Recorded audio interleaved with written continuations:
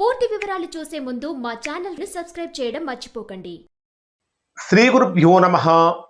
శ్రీ మహాసరస్వత్యై నమః. ఓం నమః శివాయ.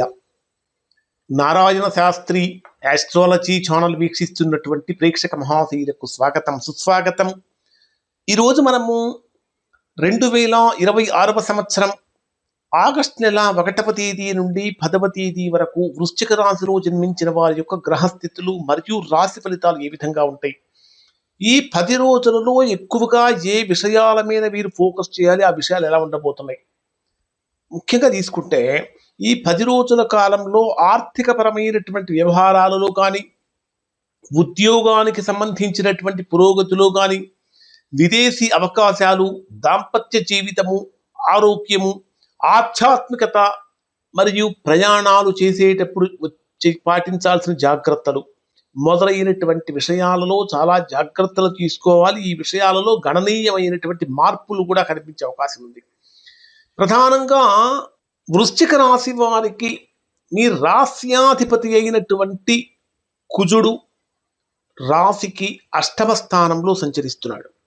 ఎప్పుడైతే రాశ్యాధిపతి అయినటువంటి కుజుడు రాశికి 8వ స్థానంలో సంచరిస్తాడో, 8వ స్థాన సంచారం అనేటటువంటిది యోగాన్ని ఇచ్చేటటువంటి అంశం కాదు.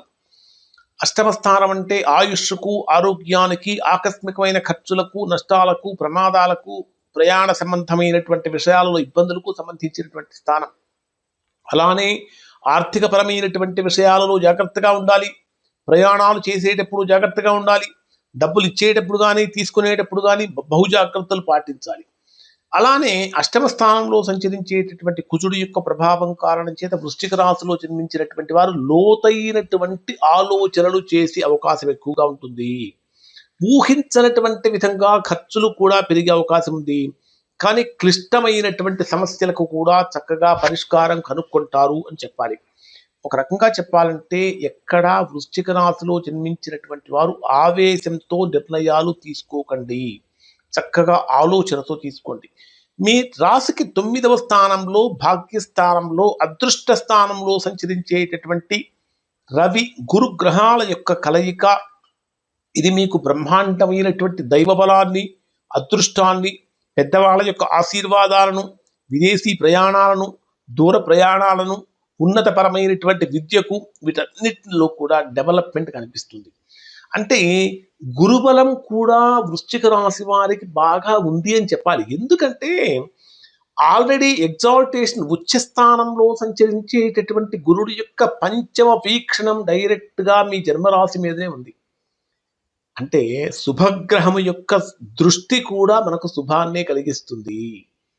కాబట్టి దైవ బలం పెరుగుతుంది. గురువుల అనుగ్రహంతో నిలిచిపోయినటువంటి పనులని ముందుకు వెళ్ళిపోతూ ఉంటాయి. ఉద్యోగపరంగా ప్రోగ్రెస్ అనేది కనిపిస్తూ ఉంటుంది. కోరుకున్నటువంటి ప్రదేశానికి ట్రాన్స్ఫర్ కావటానికి, లేదా ప్రమోషన్స్ కోసం ఎదురు చూసే వారికి ఆ ప్రమోషన్స్ రావడానికి అవకాశం అనేది కలుగుతూ ఉంది. ఆగస్టు 5వ తేదీ వరకు బుధుడు మీ రాశికి 8వ స్థానంలోను, తర్వాత 9వ స్థానం భాగ్యస్థానంలోనూ ఉంటాడు. 5వ తేదీ వరకు ఏదైనా నిర్ణయం తీసుకోవాలంటే ముందుకి వెనక్కి కొంచెం సందిగ్ధంలో పడిపోతూ ఉంటాం. ఏమిటి, ఇటువైపు వెళ్తే అటువైపు వెళ్ళినా సమస్యలు ఉన్నాయి, ఇటువైపు వెళ్ళినా సమస్యలు ఉన్నాయి, అటువైపు వెళ్ళినా మంచిగా ఉంది, ఇటువైపు వెళ్ళినా మంచిగా ఉంది, అంటే కొన్ని రకాలైనటువంటి కన్ఫ్యూజన్స్ ఎక్కువగా క్రియేట్ చేస్తూ ఉంటాయి. కాబట్టి ముఖ్యమైనటువంటి నిర్ణయాలు కనుక ఏమైనా ఉంటే అవి 5వ తేదీ వరకు వీలైతే వాయిదా వేయండి. వీలు కాలేదా మీకు బాగా ఆత్మీయులు, అత్యంత ముఖ్యులు యొక్క సూచనలు, సలహాలు పాటించండి. ఇక 5వ తేదీ తర్వాత బ్రహ్మాండంగా మారుతుంది. ప్రధానంగా తీసుకుంటే ఇక రాహుకేతు గ్రహాల యొక్క ప్రభావం కారణం చేతి కూడా తీవ్రమైన సమస్యలు అయితే లేవు. ఉద్యోగపరంగా నిరుద్యోగులుగా ఉన్నటువంటి వారు చేసే ప్రయత్నాలలో స్వల్పమైనటువంటి ఆటంకాలు, కొద్దిగా ఇబ్బందులు, ప్రతికూలతలు అయితే ఇక్కడ ఈ రాశి వారికి కనిపిస్తూ ఉన్నాయి. మరి ఇక్కడ వృశ్చిక రాశి వారికి మనము గోచార రీత్యా అంటే డే వైజ్గా కనుక పరిశీలిస్తే రోజువారీ ఫలితాలు ఎలా ఉంటాయంటే, 1వ తేదీ ఉదయం నుంచి 2వ తేదీ సాయంత్రం 3:45 వరకు ఉండేటటువంటి సమయాన్ని కనుక మనం పరిశీలించినట్లయితే, ఈ సమయంలో మీకు కుటుంబ పరంగా, వాహనాల పరంగా, ఆస్తుల పరంగా కొంతవరకు మానసికమైనటువంటి ప్రశాంతత కలుగుతుంది. మీరు ఒక మాటలో చెప్పాలంటే వృశ్చిక రాశిలో జన్మించినటువంటి వారు కుటుంబ సభ్యులతో ఎక్కువ సమయం గడపాల్సి రావచ్చు. ఇంటికి సంబంధించినటువంటి ఒక ముఖ్యమైనటువంటి నిర్ణయం కూడా తీసుకునే అవకాశం ఉంది.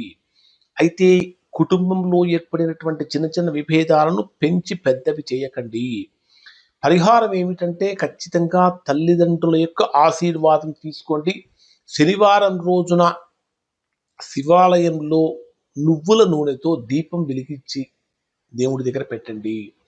2వ తేదీ సాయంత్రం 3:45 నుంచి 4వ తేదీ రాత్రి 9:50 వరకు ఉండేటటువంటి సమయంలో ఇది మీకు పంచమ స్థానంలో సంచరించేటటువంటి గ్రహాల యొక్క ప్రభావం కారణం చేత ఇది మీకు అత్యంత శుభమైనటువంటి స్థితి అని చెప్పవచ్చు. ప్రేమ విషయాలను అనుకూలత కలుగుతుంది, సంతాన పరంగా బాగుంటుంది, ఎడ్యుకేషన్ బాగుంటుంది. అన్నిటికంటే ముఖ్యంగా ఎవరైతే మీ హైయర్ అఫీషియల్స్ అంటే మీ బాస్ కానీ, ఉద్యోగంలో కానీ, ఇంకా వ్యాపారంలో కానీ, మీరు ఏదైనా ప్రాజెక్ట్ చేస్తున్నా కానీ ఎప్పట్లాగా చేయకుండా కొంచెం క్రియేటివిటీ తోటి అంటే అందరికన్నా భిన్నంగా గొప్పగా ఉండేటటువంటి విధంగా చేయడానికి ప్రయత్నిస్తారు. తద్వారా మంచి ఫలితం ఉంటుంది. ఎవరైతే ఈ టైంలో కాంపిటేటివ్ ఎగ్జామ్స్ రాస్తూ ఉంటారో అటువంటి వారికి అనుకూలత పెరుగుతుంది. ప్రధానంగా చెప్పాలంటే విద్యార్థుల యొక్క కాన్సంట్రేషన్ కూడా బ్రహ్మాండంగా పెరుగుతుంది. ప్రేమలో ఉన్న వారి యొక్క సంబంధం బాగా బలపడే అవకాశం కూడా ఉంది. మరి 4వ తేదీ రాత్రి 9:50 నుంచి 6వ తేదీ రాత్రి 1:56 వరకు ఉండేటటువంటి సమయంలో ఉద్యోగపరంగా కానీ, ఆరోగ్యపరంగా కానీ, శత్రువుల పరంగా కానీ కొంచెం జాగ్రత్తగా నిర్ణయాలు తీసుకోవాలి. చాలా కాలంగా నిలిచిపోయిన పనులన్నీ పూర్తి చేసే అవకాశం ఉంటుంది. ప్రధానంగా ఉద్యోగంలో మీ కృషి కొద్దిగా గుర్తింపు కూడా లభిస్తుంది. అయితే ఆరోగ్యాన్ని అస్సలు నిర్లక్ష్యం చేయకండి. ఖచ్చితంగా మంగళవారం రోజున ఆంజనేయ స్వామి దర్శించడం, పక్షులకు ఆహారం సమర్పించడం వల్ల మంచి ఫలితాలు పొందుతారు.